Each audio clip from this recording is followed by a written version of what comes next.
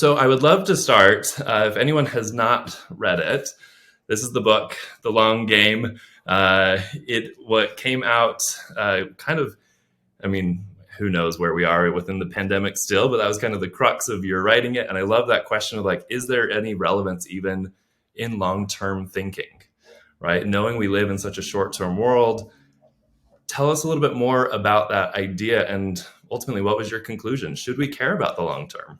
I really hope so. That's the thing. The first thing you learn, like being a consultant, is like, really all you can do is just your best. Like, hey, I think we should do this. I think we should care about the long term, and then the client actually has to decide. You can't make them.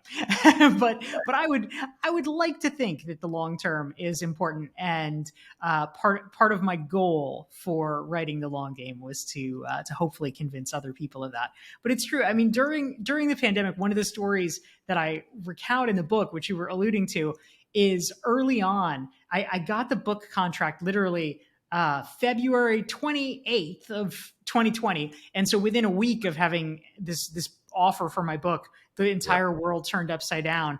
And so, like, pretty early in late March of 2020, I was on a Zoom call, which everybody was at the time, just sort of commiserating about things. And I said, "Oh, I have a book deal." And this guy's like, "Well, what's it about?" And I said, "Long-term thinking." And he basically just laughed at me and made fun of me. And so I'm like, "Oh, let's hope he's wrong." During the pandemic, it is true. This was like the heyday of short-term thinking because you kind of couldn't do much else. The world really was changing so fast. But just like in terms of activity, there are times when you need to, go all in and go hard and whatever, but it's bad if you keep doing that forever. Similarly, short-term thinking was great during the pandemic, but if we keep doing it forever, it becomes a really bad idea because it means that we will constantly be reactive. We'll constantly be only choosing amongst the options presented to us rather than actually asking the question, well, where do I want to go? What do I want to accomplish? And I think ultimately, when we think about what makes for a fulfilling life for people, you need to be doing that.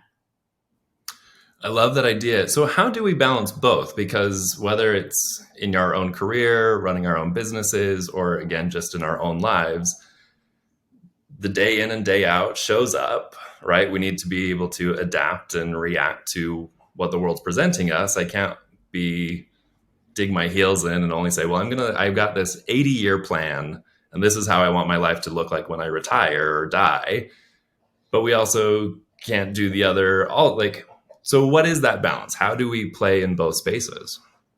Yeah, it's an important question. And ultimately, it's a little bit of a moving target, right? Because at different times, you are going to have different bandwidth to devote to long-term activities versus short-term.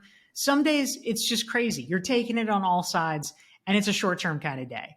But overall, the question is not what you do or how you allocate your time in a day. We have a lifespan. And so the question is, how do we balance things out so that we're devoting a bit of our attention over time? And it might fit in different ways. But, there's a concept I talk about in the long game, which is Google's famous 20% time. And, this is an approximation, right? It might not literally be 20% for some people. At different times in your life, it might be 10%, it might be 5%.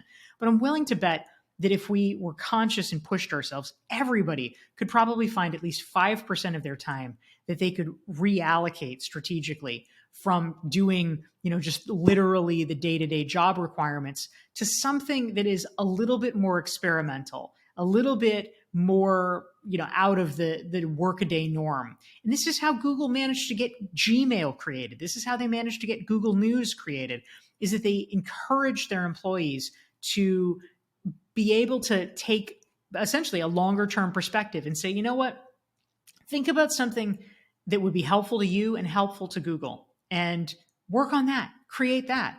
And some projects like that are inherently experimental. They might not work, but if they do, it actually is the kind of thing that can lead to a much bigger breakthrough than just sort of advancing the workaday stuff and answering emails. And so for all of us consciously making the choice to spend just a little bit of time on something a little bit experimental or that's going to help us not tomorrow, but might help us a lot a year from now or 5 years from now, that can make a big difference.